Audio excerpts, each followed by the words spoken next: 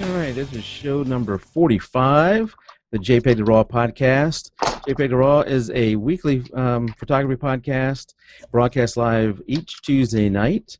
Recorded versions are made available a few days after the live broadcast on iTunes, Stitcher, YouTube, and many other locations. But the best way to get the show is to subscribe through any one of those things we just talked about, iTunes, Stitcher, or YouTube, or use a podcast app like Dogcatcher, Beyond Pod, or some of the others. Tonight we have a first, and we try and always bring a wide variety of people on the show. Tonight we have our first wildlife photographer, and we'll get to him in a minute. But the way to keep up with us, the best way to keep up with us, Kathleen, Tim, our guest, is to like our Facebook page and join our Facebook group. Those two we are pretty active on. There's a real good group out there on Facebook in our group that you can interact with, and we do hangouts that are just for the group. And if you have any questions or comments or any, like a guest suggestion, send us a link at podcast@jpeg2RAW.com. We had recently, Kathleen, Tim, I don't know if y'all know this, we had somebody send us a link, or send us a person that they suggested to come on the show, and I reached out to that person, and we have her coming on July 10th. Awesome. Coming on July 10th. Cool. Yeah, very good. If you have any other questions, you can email us at podcast@jpeg2RAW. And a new post I just put out there recently, from time to time, Tim and Kathleen will need to take time off. Tim has a baby coming. He's going to need to take time off. So we're actually looking for people to maybe be stand-in host when they're not here and, help us with the show. And, we're thinking about doing another show or two, and, depending on how that works and what the interest of the person is, maybe you can get involved in one of those shows, too. And Tim and Kathleen were joking before the show that they were reading the requirements that I put in that. And they were saying, fired. They were saying they don't qualify for the. We do not, so don't be scared. So, it's not a hard and fast rule. It is suggestions. We can talk about that. We haven't done a giveaway here in a month or two, but we have some coming up, and part of that is due to a lot of our fans using our Amazon link. We do have an Adorama link that somebody was asking last night in the Facebook group. Hey, you should add one, and I had one, but it was so hidden in the page you didn't see it. So I've made it a little bit more prominent now. So if you're going to buy from Amazon or Adorama, click on that link first, and the show gets a little credit, and we turn that money around and use it to do giveaways. I do have to say that there's something a little bit unfair, because Mike and I are in a competition to see who can book the most guests, and you have an unfair advantage if people are sending you the ideas of which guests to ask. So the people out there who have an idea, you can send an email to victoriakphotography@mac.com, and that way I can contact them and get myself ahead of Mike in getting guests on the show. That would be a good argument if it's close. And I just noticed that we don't have all the Buck in the image here. Yeah, I was just going to say, if you could move the server off to the right. Yeah, so I am the server. Well, the middle one, I see the dark one, the blacked out one. Yeah, I can't rearrange those, but you can't rearrange them. No, what I can do is I'll just grab a different section of the screen. But yeah, Kathleen, that would be a good argument if our little contest to see who booked the most guests was close. I think right now it is. We don't need to talk numbers. It's okay. It's okay. Oh no. We need to talk numbers. It is 15-7. So, if we get within 1 point, yeah. I think you've stolen some of my guests. Wouldn't you agree, Tim? I'm not even getting into that. Come on, Tim, pick a team. There's been no stealing of guests. I gave you credit for that one. All right. Okay, so tonight we have, like I mentioned, we have a wildlife photographer, and it's somebody I've had on the list for a long time, and I'm glad we got him on the show. He has some fantastic wildlife photos that we've been showing him in the pre-show, and we'll show him here again in a little bit. And I tell you, I was talking to Buck earlier, and over the weekend or yesterday maybe, and I was telling him I was going through the photos, and he's made it very difficult for me because there's so many good ones. Obviously, I can't pick every one.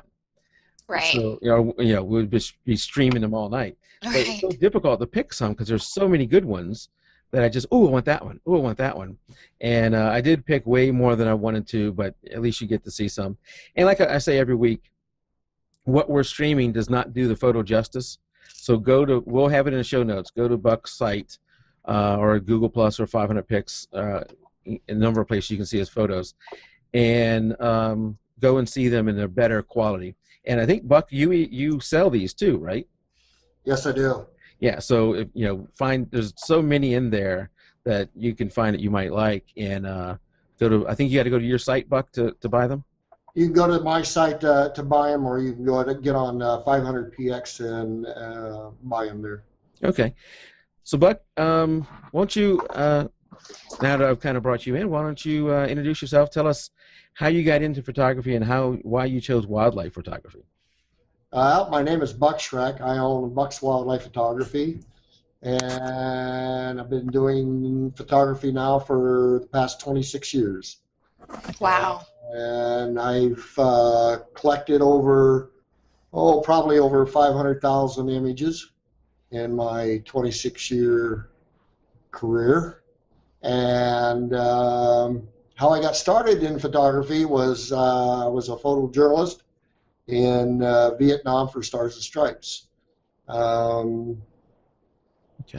I did combat photography while I was there. Did you understand photography when you were there, or was it one of those things where you just picked up a camera and started shooting?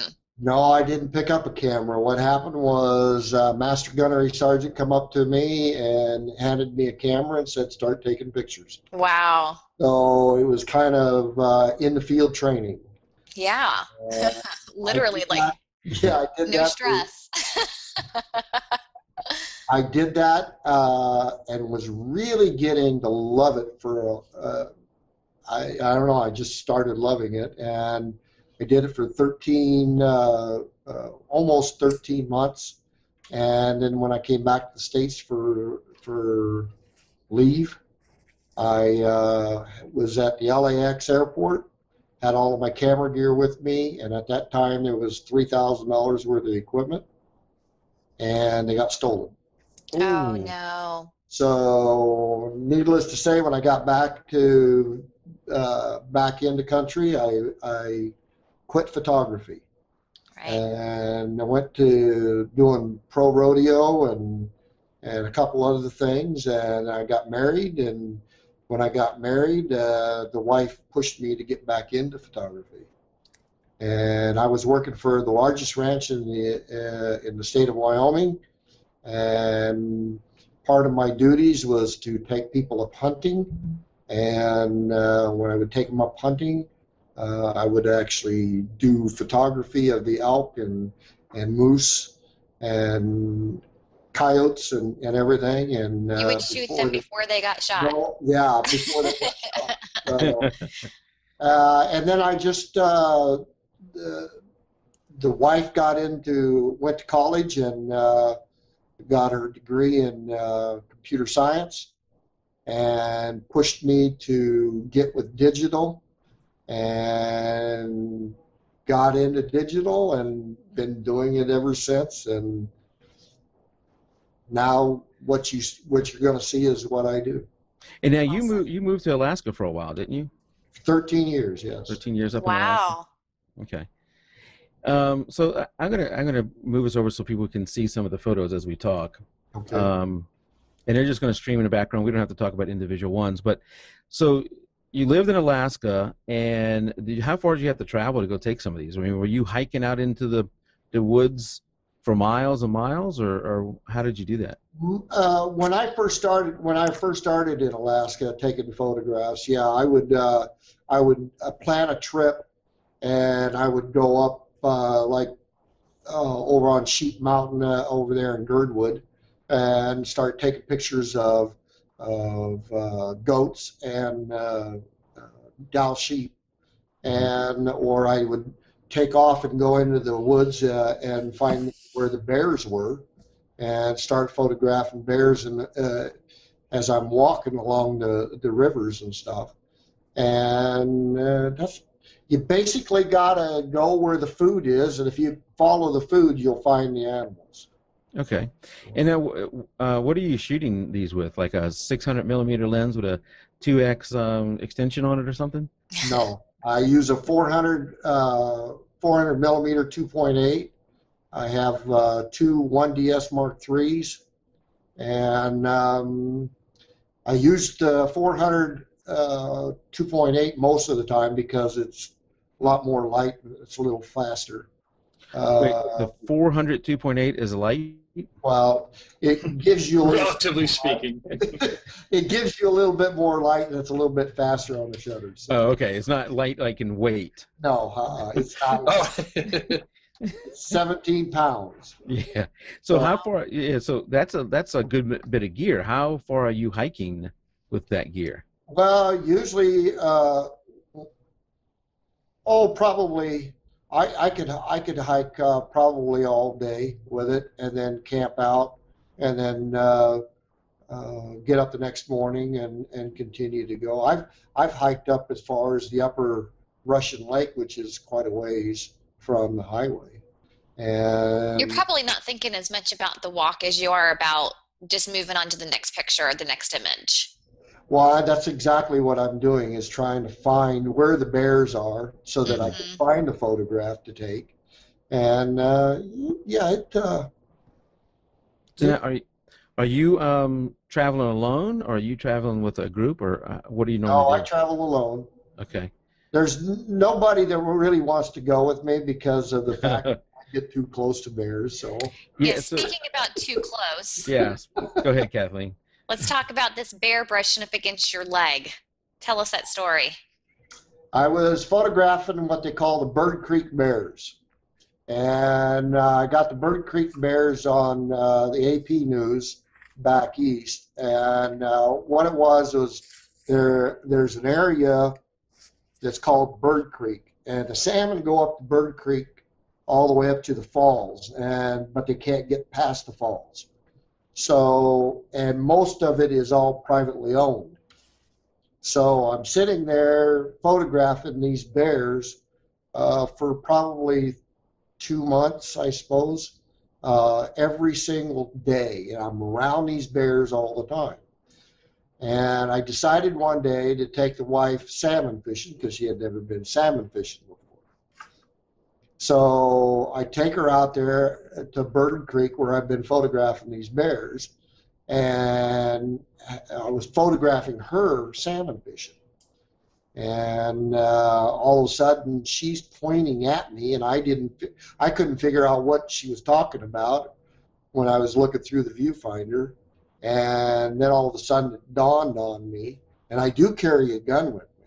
Yeah, that was a question I was going to ask. Somebody asked in chat too. I do carry a gun with me, but it was already too late. He come up out of the salt grass, and he come up right up to me and rubbed his shoulder on my back leg, and then kind of stepped away from me and looked back at me like, "What's your problem?"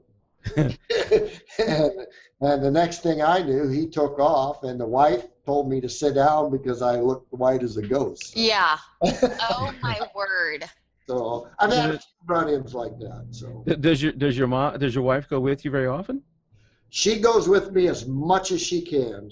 I got her started in photography a few years ago, and it seems like she can't put it down now. Yeah. Well, that's awesome. That's great that you guys can travel together. I got a photo up. I stopped on this one photo because I look at this photo and I think, and this is where you're probably more experienced at reading these. I look at that and he or she is thinking, you're about to be lunch. That look looks like he's not too happy. Mm-hmm. He's a British Columbia black bear, and he was just.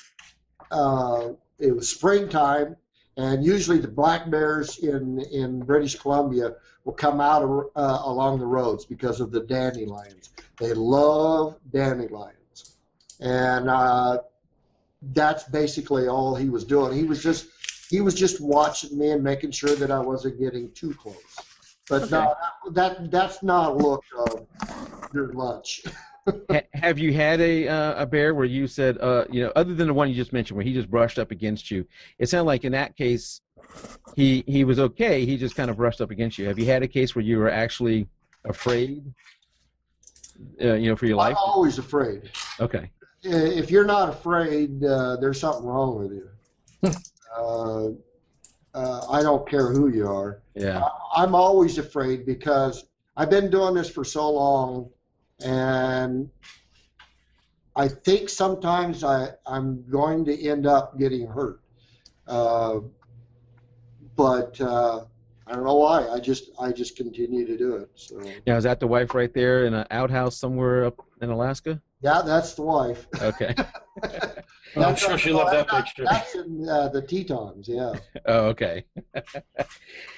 Well, I imagine that was a pose shot, and not that she was actually using the restroom, I hope. Right, yeah, I was just... So now you're getting, you might have mentioned this before, and now I'm confused of whether we mentioned it during the show or during the pre-show, but you're getting, even with that 400 millimeter lens, you're still getting very close. Yeah, I'm getting within, I'm getting within 40 to 50 feet of them. And I'll even get down, I'll have my high water boots Tim, on, watch the key and I'll even get down in the river. Wow. Sit down and prop my knees up and put my lens up there and take pictures of them water level, ground level. Wow. That just sounds... So at that distance, even though you're carrying a gun, they would be on you before you had it pulled out. Yeah, I think it's just for my own sense of safety. That Mike, he didn't realize that until you just said that, so he's probably really thankful. Yeah, he just quit photography. Yeah. Good job, Mike. No. I think he's thought about that way before tonight. Oh my goodness. Oh, here's another one. This one's coming up for this black bear. Is he mad there? No, he's just eating and watching. Oh, okay. See, most of the time, like I say, I try to stay away. And then we have a duck. I read my animals. I know what I'm looking at, and I know how close I can get and how close I can't get. So, and that's my technique. If I can get as close as I can and get as low as I can, make sure I shoot the eyes, then I've got a good shot. So Are you wearing special clothing or anything to let them know that you're there, or are you trying to blend in? No, I don't blend in. I just wear whatever clothing I've got on. Okay. Bears can only see certain colors, so it really doesn't make a bit of difference. You just wear what you can wear. There's only certain grays that they can see, and only certain greens that they can see. I didn't know that. You are, of course, shooting all this with a tripod, right? No, I'm freehanded. Yeah, because he said he gets as low as he can get. So you can't get as low as you can get if you're maneuvering a tripod. You just got to get down on your stomach and go for it. Yeah. But you're freehanding with a 400 millimeter. That's what I was about to say. Isn't that murder on the camera body? No, it isn't. Is it a murder on the body? Camera. See, I would have thought the lens mount couldn't support that, and that's why also you had either a monopod or something at least on the lens itself. There it is, right there. That's what I shoot. But you take the tripod off. Yeah, and I take the tripod off. It's got the tripod mount on there, and I use that with my hand. So you can set that like on the ground, and it's not putting as much pressure on the camera being on the ground supporting the lens. Right. I used the tripod mount on my hand. So. Wow. So that is. So your left hand is holding the tripod mount. Your right hand is taking the picture. Right. Exactly. Okay. Awesome. That's heavy. That's heavy to hold. Do you carry the tripod out into the field just in case, or are sometimes, you? Yes, I do carry it with me, but because it's a lot easier to put the tripod or the camera on the tripod and then throw the tripod over my shoulder. Right. Now, as scary as those bear pictures look, Kathleen and Tim, the scariest thing I found in all of his photos is this one right here. Yeah. Standing on the edge. Yeah. This is. I saw this and I almost didn't want to copy it because it was too scary. Yeah. And there's no, I've talked to Buck about this in the pre-show. There's no illusion happening here. This guy, Buck, why don't you tell us about this shot? This is taken at Victoria Falls in Zimbabwe, and I got to be friends with this one guy that was crossing Africa by train only. And he stopped there at the falls, and we got to talking and everything. And I asked him if he would take this picture, sit right on the edge of the cliff. And he said he would, just gladly. He sat out there, and then I laid the camera with a 17. I forgot the lens. Now it's 17 millimeter lens, and I put it out there on his shoulder, and I shot from his shoulder this way. And my purpose for doing this, because I wanted to show the scale. Yeah. Yeah. Well, you did. I mean, look how far down. So what is he standing on? Because it looks like his left foot's not touching anything. He's sitting on the ground. Sitting. His legs hanging off. Neither feet are sitting on anything. He's sitting on a flat granite rock. Okay. If Buck had tripped when he came up to that dude, The guy would have fell he down. wouldn't be on the show tonight. Yeah. Done. So, Buck, it sounds like you're using a lot of prime lenses. Do you prefer that? Yeah, I do. Yeah. Yeah, I do. Tell us about your journey, about how you actually learned how to shoot. Because you said a camera was just handed to you. Did you just do a lot of trial and error, or did you? Well, that was back in read a the lot day of when it was filmed. That was all film days. And yeah, it was just all trial and error. I carried around a notebook, and then my sister sent me a tape recorder, and then I started using the tape recorder. So in every shot that I would take, I would write down or record what lens I used, what f-stop I used, ISO, the whole 9 yards. And then when I took it into Stars and Stripes to having them develop it, then I could get with the developer and tell him everything that I shot it in, so that he could get a better perspective of what the shot's supposed to look like. Amazing. Yeah, that's crazy, because now we just look at our little information on our computer screen and we're like, oh yeah, I guess I was at ISO 1000. Yeah. So I just got used to doing that. Even when I got out of the Marine Corps, I came back, and when the wife told me to start, I had a Canon 7 Elan 2E that I had that I really loved, and that's the same way I did it then, was just take notes, and each frame I would write down exactly what I got, what I shot it in, what lens I used, did the whole 9 yards. Yeah. Wow, that's amazing. That takes a lot of dedication. Yeah, I'm a self-taught photographer, and my mentor was Moose Peterson. Moose Peterson, yeah. Yeah, I went to, I've been to about 4 or 5 of his workshops. And he gave me a few tips. I mean, the guy's not bad, even for using a Nikon. We had a little debate before the show about Nikon versus Mac versus PC. I think that says a lot, especially to people who are just starting out, is that constantly being aware of where your settings are, which is what you were doing when you were writing everything down, or when you were recording your work, because that's how you learn the exposure triangle and how you can manipulate your camera like the back of your hand. Exactly. If you're not aware, then you don't know. And so almost having that stuff splashed up on our screen after the photo shoot is a hindrance in the learning process, because it doesn't make us work as hard from the beginning for it.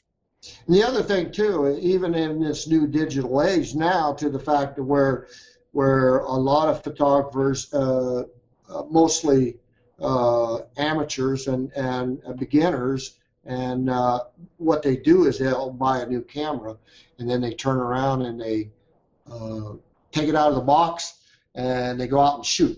They don't try to set any custom functions or anything else. When I go out to photo, when I go out and do my photography, and I come back, I want to spend as less time in front of the screen as I can possibly spend.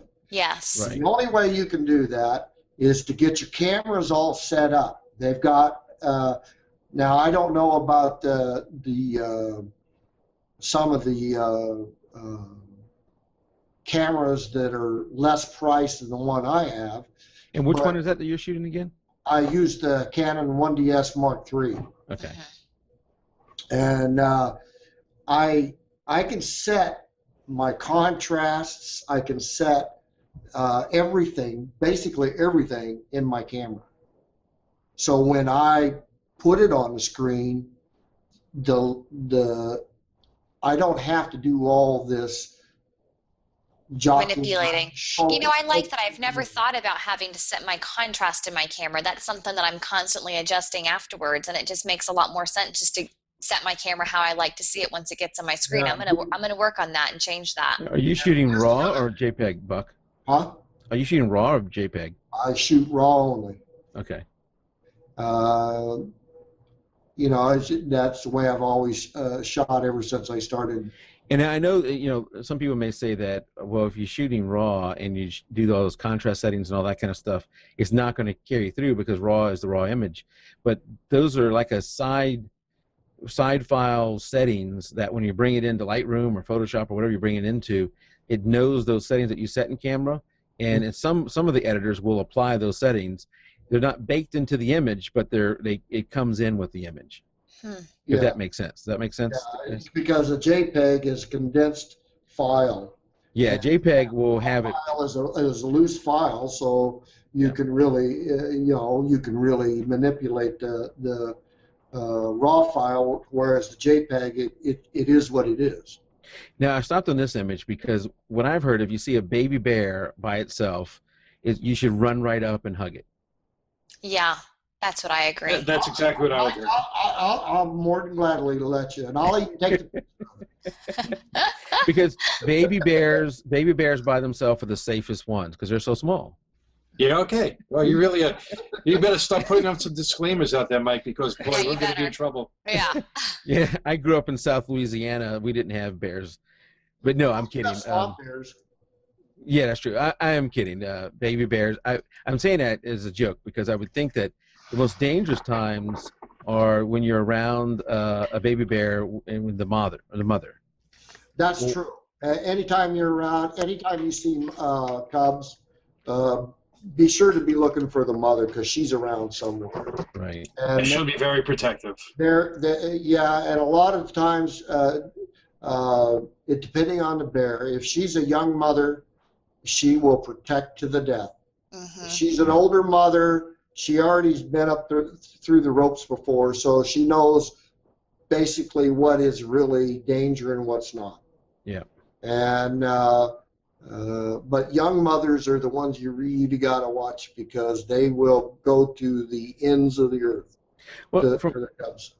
From my understanding, that most of the times in the animal kingdom, except for maybe two males fighting for a female, that the fights are rarely to the death. They may injure each other, but they don't always fight to the death. Where a mother will fight to the death. Yeah, mothers will fight to the death.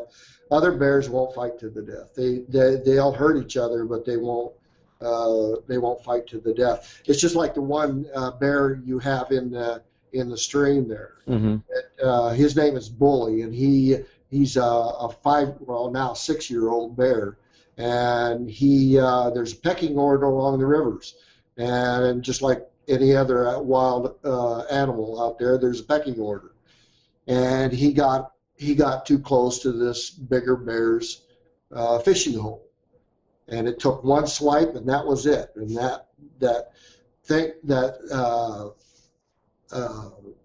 his back. I saw that there was a chunk out of his back. Yeah, I'll stop when we come back to that photo. Swipe of a bear's claw. That was one swipe. One swipe. Now look at this one that's coming up next. I photographed the whole thing. Oh, wow. I got the whole thing as she came down the hill, into the water, jumped on top of him. They both come up out of the water. She took one swipe, he took off, went up the hill, yelling and screaming, and I got all the pictures. You know, that's one of the things I enjoyed about looking at your photos on Google Plus, and I think on 500 Pics too, is that you generally have a story with a lot of these photos. I try to, yeah. And so the story about Bully who got his back swiped like that, you had listed that story out there on some of the images. Yeah. So that's the other thing you're not getting here is all the stories behind the images. So go check those out. Do you find yourself when you're shooting sitting comfortably around a certain aperture with your images, or is it on the move constantly? Well, you know, it's kind of funny because if you're going to take landscape, f-stops really mean a lot. Right. In wildlife photography, shooting wildlife, f-stop really doesn't mean too much. I try to stay with all of my images. I try to stay, if I'm shooting a 2.8 lens, I try to stay at 2.8. Okay. Especially in Alaska, because Alaska's dark as it is. It's 365 days a year, 360 of it is cloudy and rainy. Yeah. So you got to have as much light as possible. So I try to shoot at 2.8.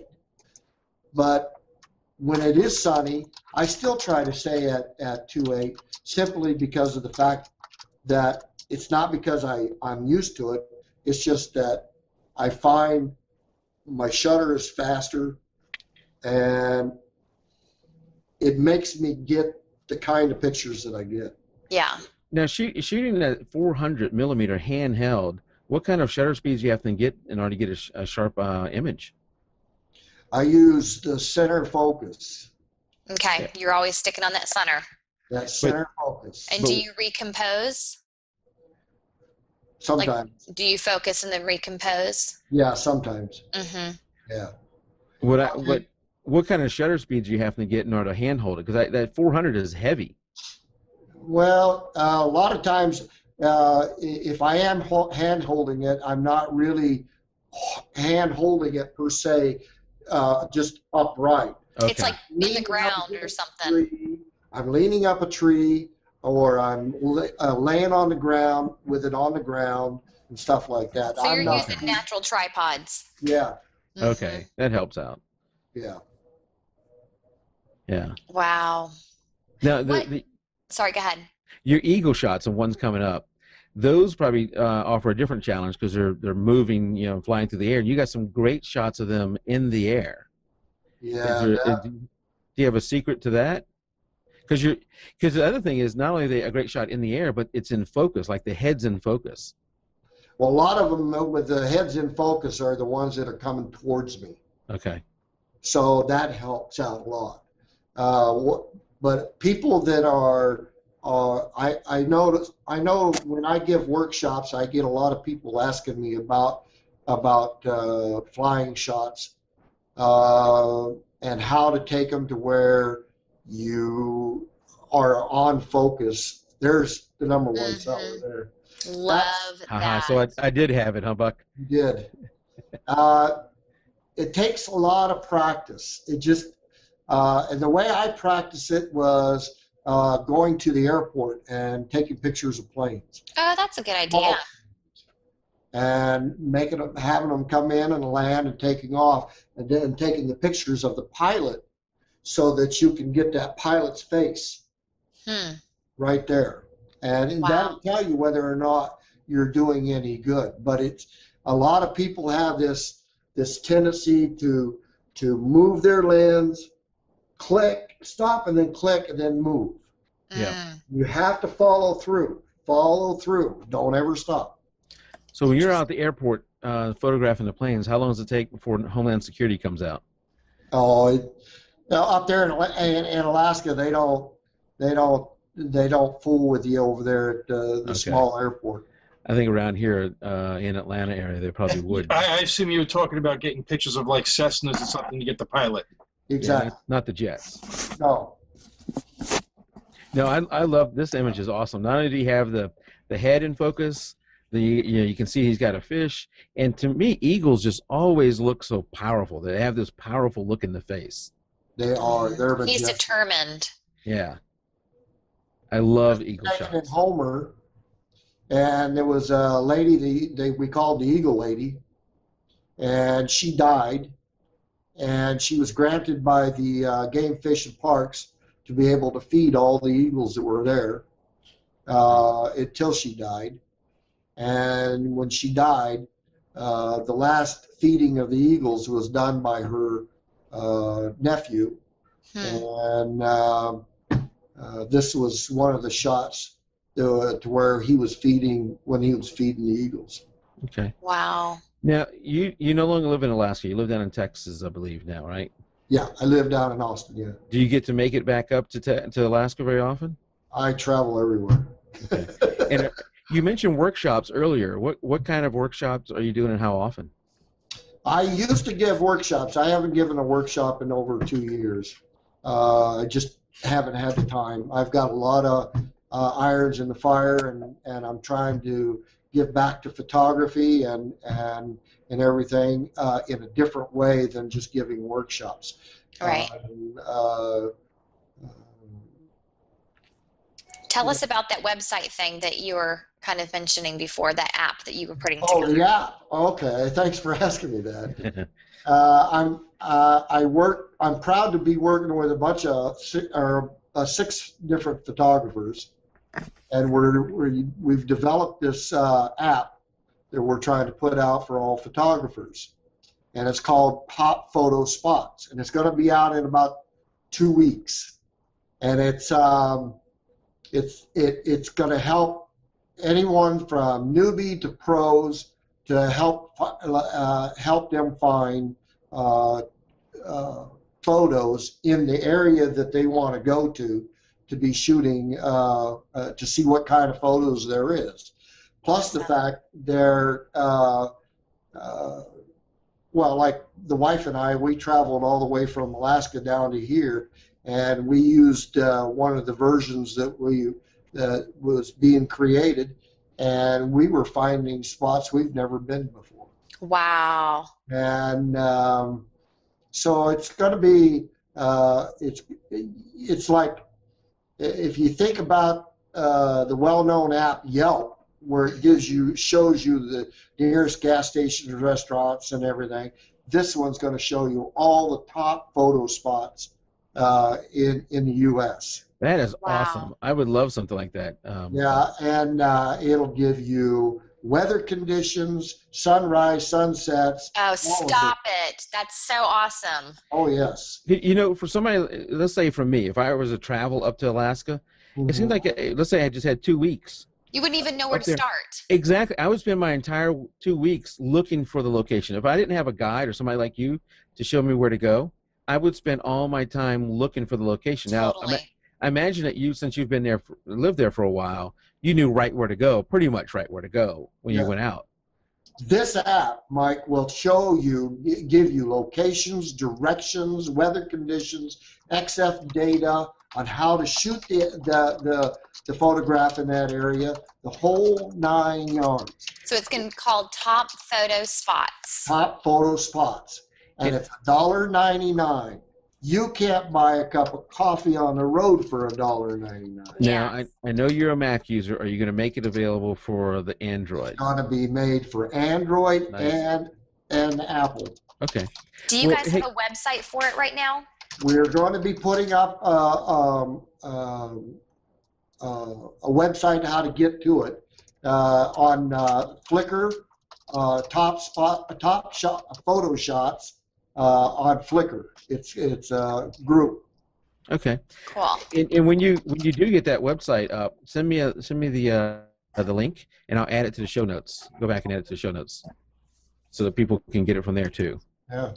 And I imagine you'll end up having a link on your site too, right, Buck? Yeah, I'll have a link on my site also. And we'll have a link in the show notes to your site. And what was the name of that group on Flickr? Top Photo Spots? Top Photo Shots. Shots. Or Spots. So I'm wondering, is it top photo spots? No, Top Photo Spots. Okay. Top Photo Spots. And I got, by the way, I have Bully pulled up right now. Yeah. Oh my word! Look at, he's got like a chunk out of his back. Did it just rip off his skin? Skin, meat, or all the fat and everything. It's right down to the meat. Wow. Oh. Just think that was one swipe on a tough bear. Yeah. Yeah. And he used to come up. He used to come up every spring when I'd go out to the Russian River. He would come up, and I'd yell out to him in a certain way, and he knew it was me. And he would come over, and I'd be standing on the platform. They have a bunch of platforms out there, and I'd stand on that platform. He'd come up and put his nose to my feet and smell them to make sure it was me. No way. And then take off across the river on the other side, just like a happy dog. Oh, that's nice. Wow. Now, when did this happen? How long ago was this? It was 2 years ago. Okay, have you been back since? Well, I was there last year. Okay, and did you see him again? Yeah, I seen him there again. How's he doing? Oh, he's doing good. He's got a little like peach fuzz on there. Oh, so that long after, all he's got is peach fuzz. Oh yeah, it's a light brown peach fuzz covering it all. Well, I'm glad to hear he actually is okay. Yeah, he's okay. As far as I know, he is. He still is. Yeah. I won't be going up to Alaska this year because, like I said, I got too many irons in the fire. So Tim, hey, watch the. That's Bully right there. That's how he got his name. Wow. Did I go past him? Yeah. I think I just messed up. Hey, Buck, is Jeff Clow one of the group administrator for it? For Jeff the group? Clow, yes. Okay, I found this. I have a link to it in the show notes on Flickr. Okay. And Jeff may be out in chat right now. Yeah. There is a Jeff out there. I don't know if it's the same Jeff.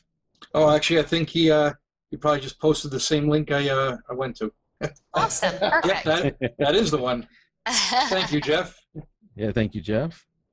If I would have just looked there a couple of minutes ago. I love the reflection of the bear in this shot. Absolutely. I've always been curious about the reflection shots. Is there specific settings you have to use in your camera to achieve that, or is that one of those things, if it's there, it's there, and if it's not, it's not? If it's there, it's there. If it's not, it's not. That's what my guess would have been. Yep. Yeah. Now, I got to imagine that you're up there in this beautiful scenery, and it looks like you even have some Africa shots too. They're both different scenery, but both have beautiful settings. Are you thinking any about getting into like landscape? Yeah, facts is Jeff Clow is probably one of the most premier landscape photographers around, and I'm actually taking lessons from Jeff Clow. Yay! Well, maybe we need to get Jeff as a guest on here. I was thinking that. He's mine. What about me? Well, Jeff would have to give us his email, and we'd have to, or somebody have to give it to us and contact him, and whoever's the first to contact him wins that. Oh, I just did. Kathleen, that's just wrong. So now, Buck, I'd imagine that you'd have to carry along a different lens than just your 400 millimeter if you wanted to get into landscape. Oh yeah, I've got several different landscape lenses that I use, which is kind of nice because I don't have to cart around all that weight. So somebody, I'm going to ask a question here from chat. You were saying you were nervous earlier. And there's a question from chat. Are you still nervous? Yeah. Somewhat. Really? Oh, we're so laid back and easygoing. That's right. Come on. we can all put on. And I'm just a country boy. I don't do this kind of stuff. I just love that you're a wildlife photographer and your name is Buck, and the guy that was your mentor, his name was Moose. That's just cracking me up. I love it. Now Moose is still today a huge photographer. Yeah, don't forget my last name is Shreck because he's my brother. Ah. He's the good-looking one. Yeah, I like it. No, I thought it was when I was added you to the list. I said, you got to be kidding me. A guy named Buck who's a wildlife photographer. That's awesome. Yeah, that's really awesome. That's really awesome. Yeah. No, I was thinking that a lot of times you're probably sitting there waiting for the action to happen with the animals, or maybe the bears aren't there feeding at the time you're there. Also doing some some landscape photos while you're there, and these beautiful sceneries would be nice. And you have a few. I've introduced some of them here into the stream that we see every once in a while, and the scenery there is just gorgeous. Oh, it is. It's absolutely gorgeous. Alaska, you're either going to love it or you're going to hate it. There's no in between. And if you truly love to photograph wildlife, Alaska is a photographer's paradise. So, there's times, I guess, when there's no animals around, the bigger animals, the bears and all that kind of stuff. So you wouldn't, do you ever do anything like shooting the prairie dogs or anything like that? Oh, I've done chipmunks and things like that. Yeah, I've done it. And you still use a 400mm lens on the prairie dogs, right? Oh yeah, I even put a doubler on it. So. Well, I guess one of the questions, Buck, is you said you were out there for 2 months up in Alaska doing bear fishing or bear photography. How often bear fishing? Thanks, Mike. How often do you go out there and you're out there for hours and see nothing? I mean, I got to. Yeah, that's the thing about being a wildlife photographer. You really have to have a lot of patience, because a lot of times you won't see nothing at all. I mean, Alaska's got a lot of wildlife there, but there's times that you'll go 2, 3, 4 days without seeing anything. Wow. You're out there for hours. Yeah. Oh, yeah. So not all of us can, have the ability to go to Alaska or go to some gorgeous scenery like that. Do you have any tips for maybe just shooting some wildlife in your general area, even like some smaller wildlife? First of all, find out what is in your area. Second thing you need to do is to find out a little bit about the quarry you're going to go after. Find out their characteristics. When are they out the most? Spring, summer, fall, winter, whatever. Make sure that the quarry you're going after, that you have the correct lens that you can use. Because like if I'm going to go out and shoot, say, coyotes, I'm definitely not going to use my 400. I'll probably take my 800 and go shoot coyotes, because they're quite a ways out. They're skittish. They don't want to be close to you. So the best thing to do is to use a longer lens. If you're going to go shooting chipmunks or squirrels or something like that,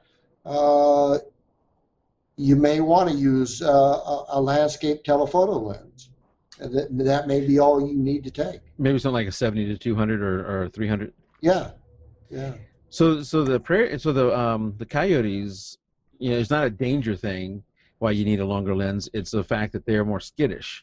They'll be further away from you. A lot of photographers will think, well, gee, he's got a 400mm lens on there, so he can really bring it up close. Yeah. And when in actuality you can't. It doesn't bring it in as close as you. Oh yeah.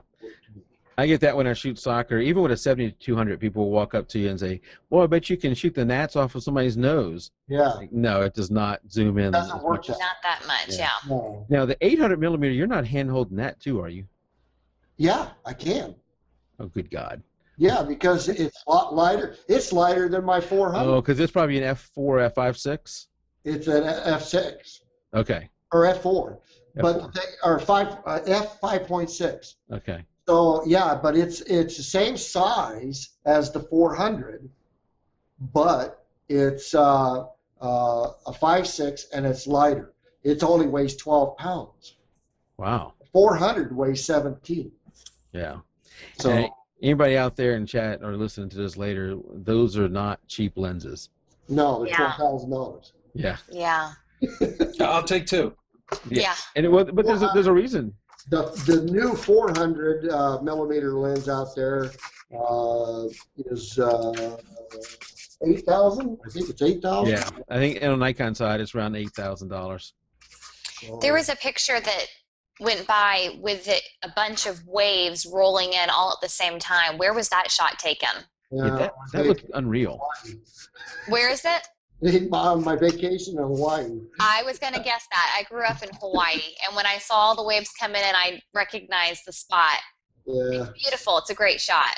Crazy me, the wife and I decided to move to Hawaii. So we moved to Hawaii for 2 months. That's a long time. I was shooting surfers, and that's about the only thing I found. What island were you on? What's that? What island were you on? Oahu. Okay. I grew up on Molokai. Oh, Molokai. Mm-hmm. Okay. Yeah, I just couldn't take it over there. Yeah, it's different. It's very, very different. Yeah, I'm a country boy. It wasn't for me. Jeff out in chat saying there's no wildlife in Hawaii. Muskrats. Muskrats. Yeah. You've been in some extreme places: Alaska, Hawaii, and now Texas. Well, Texas isn't really that extreme for me. Well, I mean, extreme as compared to each other. Well, yeah. I'm down here in Texas. I'm not going to be here very long. Does your wife know that? Yeah, she knows that too. Because she's going with me. We're trying to buy a 45-foot motorhome, and we're going to do nothing but traveling. That's awesome. Now that's nice. Photographing everywhere we go. Mm-hmm. So, and we're going to live out of the motorhome. So now you say your wife goes out shooting with you a lot. One of the things, that's awesome, because I know if my wife goes with me, anytime you're with another person, even if it's a photographer, they may not have the same patience level as you. So true. They may not, especially with, like you said, with wildlife and somewhat landscape, you may have to go back to the same location multiple times. You may sit at that location all day long, mm-hmm. and the other person may not have that same patience. How have you got your wife to do that with you? Oh, let's see, 28 years of marriage. Now I tell her that when she goes with me, she's to photograph what she wants to photograph. It doesn't matter how long it takes or how short it takes. She's really into the photography now to where I'm usually the one that's done shooting and she's not. Wow. Okay. And is she shooting wildlife as well? She shoots wildlife and she shoots landscapes, and she also does stock shots. Awesome. Stock Very shots. cool. So tell us a little bit about that. Well, I don't know what to tell you about stock shots. She's the one who shoots them. I don't. So. Are you talking about like iStock or Getty or something like that? Yeah. Okay. Yeah, Getty. Yep, that's awesome. Yeah. That's really neat that you guys have that in common between the two of you. Yeah, no, because Kathleen, her husband does. Actually, Kathleen's husband has taught her almost everything she knows about photography. Stop it. Stop it right now. That's an inside joke there. My husband likes to pretend that he knows everything about photography, and he makes comments just to get under my skin on purpose. We'll say, like, I'll be shooting my kids or something. He'll be like, "How's your exposure? What's your f-stop?" And he doesn't even know what any of that means. Oh, is that right? Yeah. Well, my wife used to before she got into photography, she used to always sit there and tell me when she was out with me, "Take a picture of that. Take a picture of that. Take a picture of that." So when I got my new camera, I had an XTI once, and when I got the new one of my new cameras, I turned around and gave her the camera and says, "You start taking." There you go. There you go. Well, hey, why don't we open up chat and see if there's any questions out there as we keep going? And we have got some of the questions as we've gone through, because we're coming up on the hour already, Buck.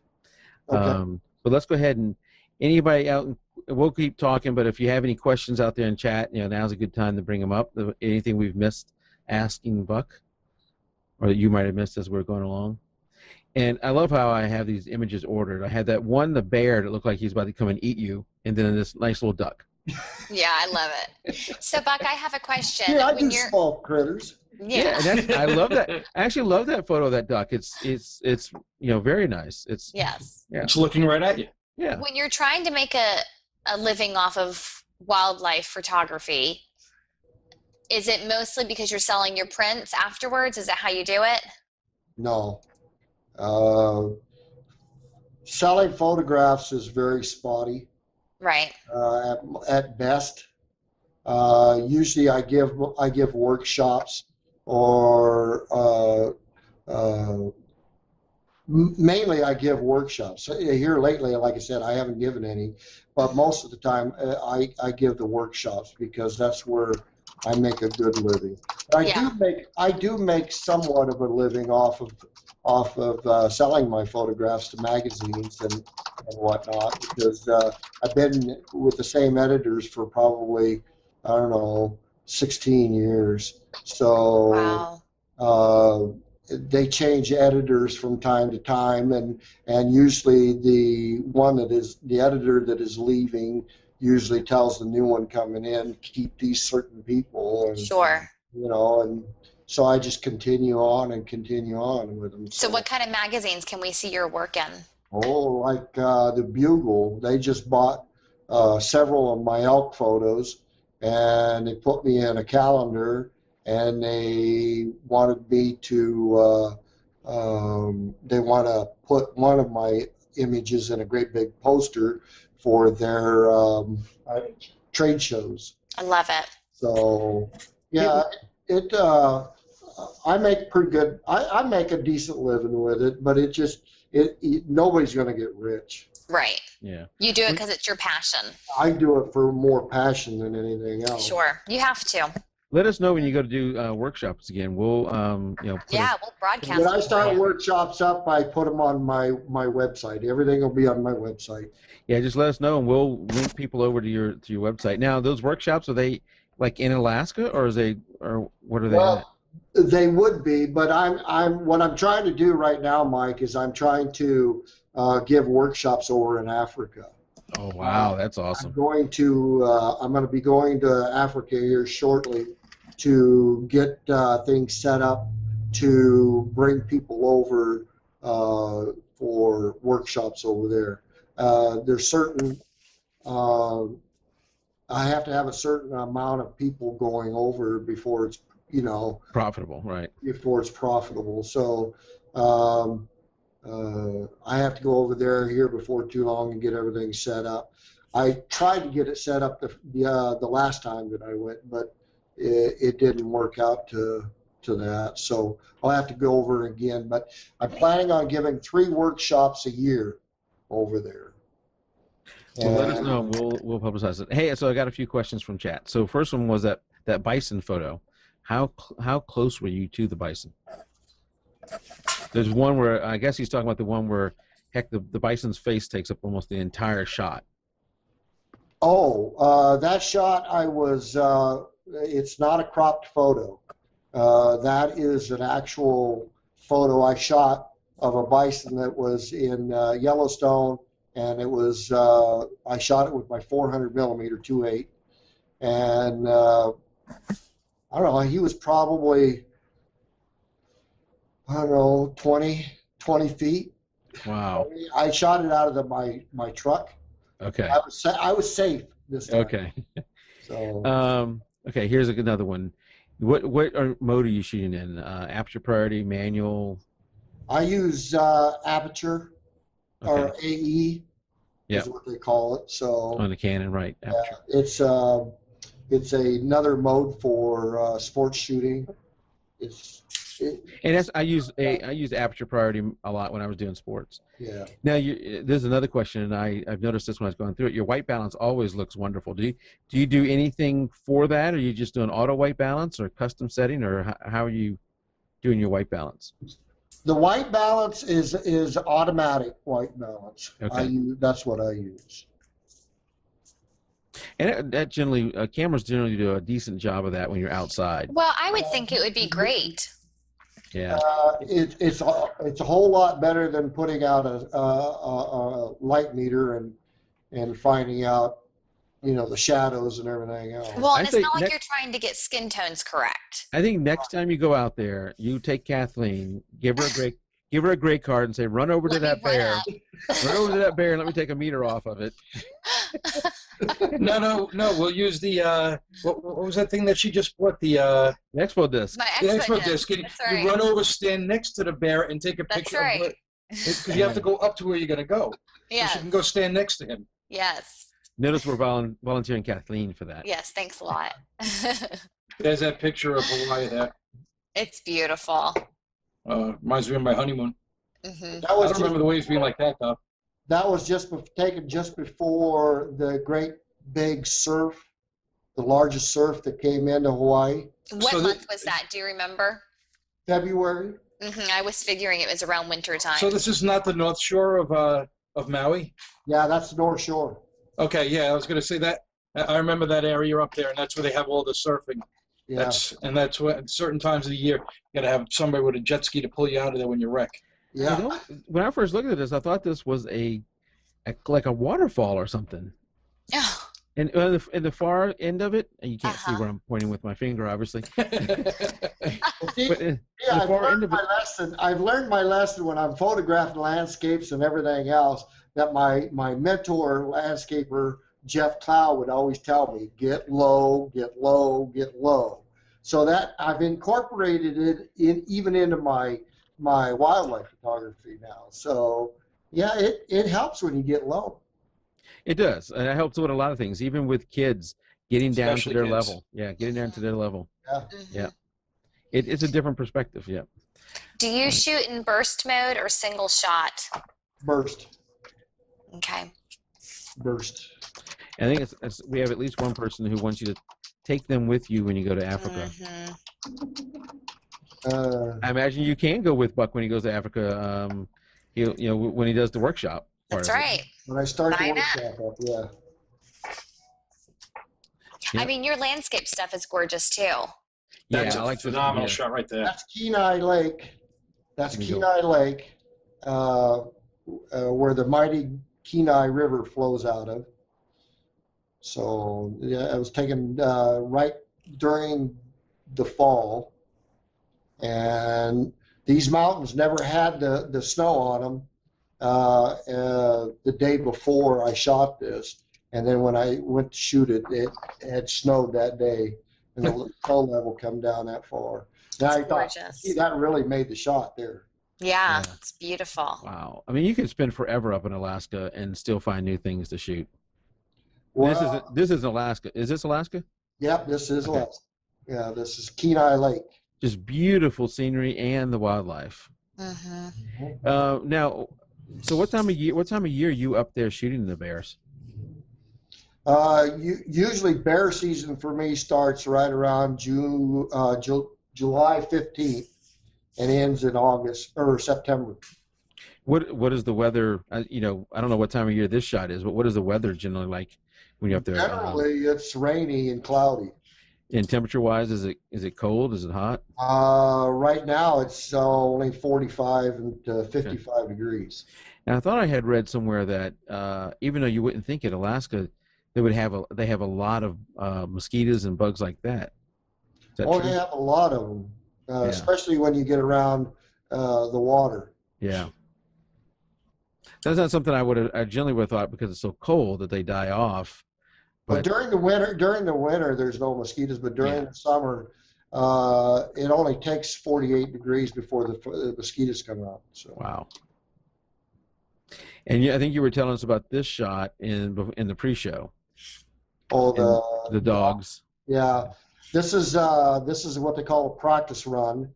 They tie them up to a truck, put the truck in low gear, and the dogs aren't actually pulling the truck, but they're trying to pull it, which builds muscle and endurance. Now, Buck, have you ever done any modeling? With Jeff Clow, I have. In the Tetons? Yes. We have an insider here that's feeding us with questions. Thanks, Jeff. Yeah. So you want to tell us about the modeling in the Tetons? No, I really don't. We'll have to ask Jeff when we get him on the show. When you get him on the show. So I think if we get Jeff on the show, not only do we want you to tell us about it, you got to bring the photos with you. Right, there you go. Oh, Buck's never coming back on the show again. I'll try. Now I'm not nervous. I'm embarrassed. We're not showing the photos Yeah. yet. Now you say you grew up in a small town. I grew up in very, very South Louisiana, south of New Orleans, about 70 miles south of New Orleans, if you can believe that there is a place that far down. So I know the small town. I don't live in it now. I live in the city of, the suburbs of Atlanta. Well, if you look in the state of Wyoming, you look at Pinedale, you'll see the population of Pinedale, Wyoming. How much was that? Now, I can't really remember now. It's been a long time since I've even been back.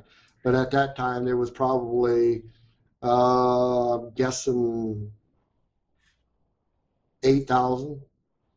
Okay. Yeah. I don't know what it is now. It's grew. Yeah. It's really grown. All right. Any other questions for Buck before we keep going? I love the eagle shots. My wife has been watching. There's these eagles. I'm not sure where this was, but they were on Ustream. I don't know if y'all have seen this. Two parents, two a male and female eagle who had, I think, 3 eggs, and somebody had put a webcam pointing down at the eggs.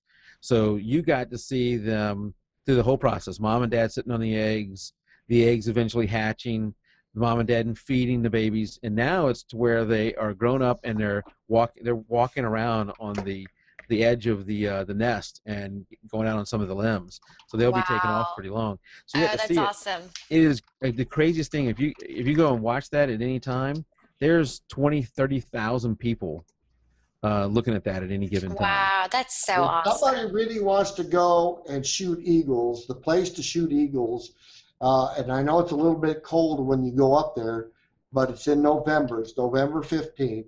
It's called the Eagle Festival, and it's in Haines, Alaska. And the town of Haines to the Canadian border is only like 18 miles. And there's a strip, there's a river running through there, and there's a strip in there probably 5 miles long, and there's over 4,000 eagles. Holy moly, that's awesome. Wow, that's amazing. And I just got the Buck, I don't know if you've ever been in a hangout this long, but eventually it asks you if you're still here. I just got that. Got it now too. Yeah, so you'll be getting it any second. All you have to do is click yes. If you don't do it within a minute, it'll kick you out. Where? It'll pop up right on your screen on your Google Plus. Yeah, instead of seeing our video, you'll see a big screen that says, "Are you still here?"